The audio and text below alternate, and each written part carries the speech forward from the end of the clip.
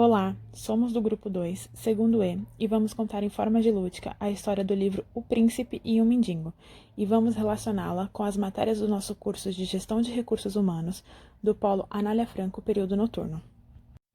A história se passa na Inglaterra, no século XVI, e começa com o nascimento de dois meninos, Tom Kent, um mendigo, e Eduardo Tudor, o príncipe de Gales. Os dois meninos crescem em ambientes diferentes e desconhecem a existência um do outro. Tom vive em Olaf Court, uma das regiões mais pobres de Londres, onde seu pai, bêbado, Johnny Kent, o obriga a mendigar nas ruas. Apesar disso, ele encontra tempo para aprender latim e ler os livros do Padre Andrew. As antigas lendas e histórias que ele lê o encantam, e ele começa a se imaginar como um príncipe. Certo dia, enquanto vagueava pelas ruas de Londres, ele chega até o Palácio Real. Apanhado, olhando boquiaberto pelas grades, os guardas o interpelam agressivamente, mas o príncipe vem em seu socorro.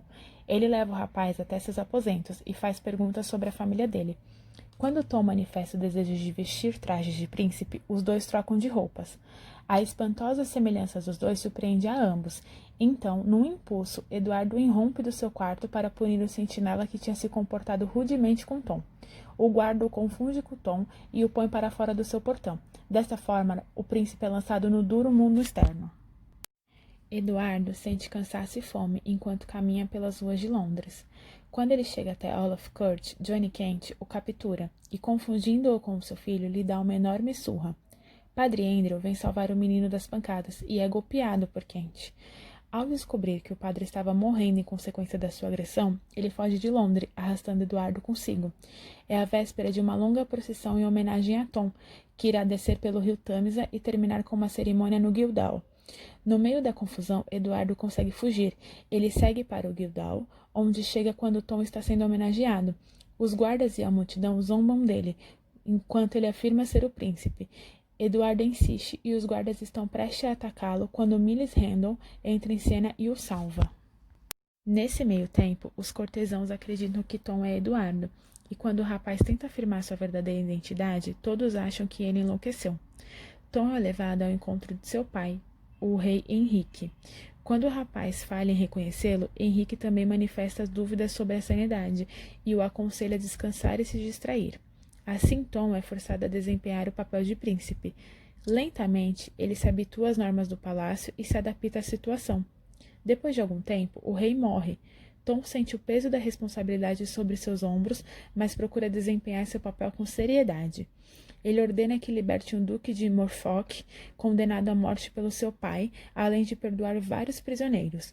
O público aprecia seus atos benevolentes e sauda sua sabedoria e sua bondade. Miles Randall não acredita que Eduardo é o verdadeiro príncipe de Gales, mas sente pena do rapaz, o qual acha ser louco. Miles leva Eduardo até o lugar onde está alojado, planejando levá-lo consigo até a propriedade do seu pai, a qual está retornando depois de uma longa ausência. No entanto, Johnny Kent e seus comparsas raptam Eduardo enquanto Miles estava ausente. Eduardo é obrigado a viver entre vagabundos e rufiões. Ele deplora seu comportamento, mas descobre que muitos desses pequenos criminosos são vítimas das cruéis e injustas leis da Inglaterra. Um dia, ele é mandado mendigar com Hugo, um jovem membro do bando. Quando Hugo tenta extorquir dinheiro de um transente, Eduardo revela seu disfarce e foge. Nessa noite, ele se abriga no celeiro de um camponês. Na manhã seguinte, ele é encontrado pela família que vive ali. Embora as crianças acreditem em Eduardo, a mãe não consegue se convencer de que ele é um príncipe verdadeiro. Ela faz inúmeras perguntas a Eduardo e faz com que ele execute diversas tarefas domésticas para testar sua identidade. Quando John Kent se aproxima da casa, Eduardo foge e mais tarde se refugia na casa de um eremita louco. O homem tenta matá-lo, mas antes que ele possa pôr as mãos em Eduardo, Johnny Kent e Hugo chegam e o levam embora. Eduardo é novamente lançado na companhia de ladrões e mendigos. Hugo ansiava pela oportunidade de se vingar de Eduardo. Certo dia, os dois saem juntos novamente e Hugo faz com que Eduardo seja falsamente acusado de roubar o embrulho de uma mulher. A polícia o captura, mas um juiz piedoso e Miles Randall o ajuda a escapar da punição da lei. Então Miles leva Eduardo até Randall Hall para apresentá-lo à sua família. Entretanto, ele sofre um choque ao chegar. Seu irmão Hugo, que tinha se apossado da propriedade após a morte do pai deles, finge não reconhecê-lo e faz com que Miles e Eduardo sejam presos. A experiência na prisão ajuda Eduardo, pois ele aprende paciência e perseverança com seus colegas prisioneiros, que são na sua maioria vítimas inocentes punidas cruelmente pela lei. Ele jura desfazer as duras leis do país e trazer alívio aos prisioneiros. Depois de serem libertados, Eduardo e Randall rumam para o palácio em busca de justiça, mas acabam sendo separados na ponte de Londres. Durante esse tempo, Tom se familiariza com seus deveres e se porta com dignidade. Ele também aprende sobre o palácio e seus assuntos com Umfher, seu pajem e companheiros de estudos. Lentamente, ele começa a apreciar a vida luxuosa e o poder da realeza e se envergonha das suas origens. Quando ele é levado numa procissão de consagração através de Londres, pouco antes da sua coroação, ele avista sua mãe na multidão, mas se recusa a reconhecê-la publicamente. Imediatamente, ele se sente culpado e, após esse incidente, os adornos da realeza não parecem mais serem tão gloriosos. Durante a cerimônia de coroação, Tom fica preocupado e agitado. Ao final da cerimônia, quando o arcebispo ergue a coroa para colocá-la na sua cabeça, Eduardo aparece subitamente e declara ser o verdadeiro rei. Os cortesões se sentem ultrajados pelas palavras do intruso, mas ficam intrigados ao perceberem a notável semelhança entre os dois rapazes. Lord Hertford testa Eduardo, fazendo perguntas sobre o palácio e seus habitantes. Satisfeito com a resposta recebida, ele pede que Eduardo revele a localização do grande selo, que estava desaparecido há algum tempo. No início, Eduardo se engana. No entanto, com a ajuda de Tom, ele se lembra onde o tinha deixado e o grande selo é recuperado. Eduardo é conhecido como rei e coroado pouco depois.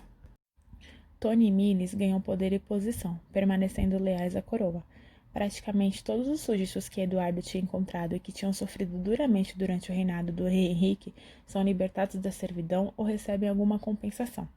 Nunca mais se ouve falar de Johnny Kent. Hugh Randall abandona o país e morre pouco tempo depois.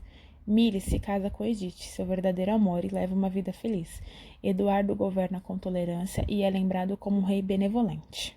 Agora vamos mostrar através de uma animação a relação do livro com as matérias do nosso curso.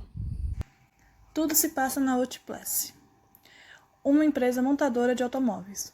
Nela, contaremos a história de dois colaboradores, com funções muito distintas. Uma gestora de recursos humanos, cujo seu nome é Maria, e a Ivanil, operadora de máquinas. Maria exercia três funções: recrutar e selecionar candidatos, administrava cargos e salários, além de cuidar do desenvolvimento organizacional. Em um dia comum de trabalho, Maria, sentada no refeitório para almoçar, ouviu algumas reclamações de um funcionário. E ela era a Ivanil, falando sobre a função que exercia, dizendo ser muito cansativo. É fácil essa vida de setor de administração e RH. Eles trabalham sentados, não fazem nada o dia inteiro. Quero ver se aguentam um dia fazendo o nosso trabalho. Maria, ouvindo isso, ficou super intrigada, esperou o horário do almoço acabar e ficou se questionando. O que posso fazer para os operários mudarem essa visão do meu setor? Pensou, até que ela teve uma ideia brilhante. E se trocássemos de lugar por um dia e eu lhe mostrasse todo o trabalho que eu tenho? Então, ao final do dia, Maria chamou a Ivanil e propôs essa troca, e disse que gostaria de experimentar como era exercer a função de operadora de máquinas, mas Maria já sabia que era uma função difícil, mas seu principal foco era que Ivanil pudesse ver que a função dela também tinha suas dificuldades. No dia seguinte, Ivanil já estava na espera por Maria em sua sala, ansiosa, achando que seria tudo tranquilo e iria descansar um pouquinho. Mas enfim, Maria chegou e disse que tudo o que ela deveria fazer estava em uma pequena lista ao lado do seu computador. Ivanil pega a lista e toma um susto com tanta coisa a ser feita. Um dos tópicos que ela avistou se tratava de um recrutamento que teria naquele dia. Ela entrou em desespero e se questionou. Mas como irei dar conta de tudo isso? É muita coisa. Ainda tem esse recrutamento que nem sei por onde começar. E foi assim que se iniciou uma longa jornada de estudos para Ivanil. Ela começou a pesquisar diversas coisas na internet. Análise de cargos, pesquisa salarial, CBO, benefício, planejamentos estratégicos, tipos de recrutamentos, tipos de divulgações de vagas, dinâmicas, teste, missão, visão e valores, política organizacional. Abriu diversas abas em seu computador e começou a se perder nas pesquisas. Não sabia mais o que estava fazendo. Foi aí que ela começou a perceber que era muito trabalhoso fazer essa função. A dela era um esforço braçal, mas o esforço da Maria era para realizar todos os seus processos em dia, com muita organização e compromisso com todos eles, e ainda ter disposição para atender todos os colaboradores. Maria foi até sua sala e se deparou com tudo em desordem. Então, entrou na sala, sentou-se ao lado de Ivanil e lhe explicou o real motivo por ter sugerido essa troca.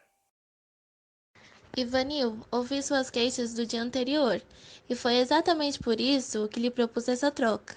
Eu já sabia que sua função exigia muito esforço e era difícil, mas você achava que somente a sua era cansativa. Então deixei que você mesmo sentisse o que é ser um administrador em RH. Por um dia, e acredito que tenha notado.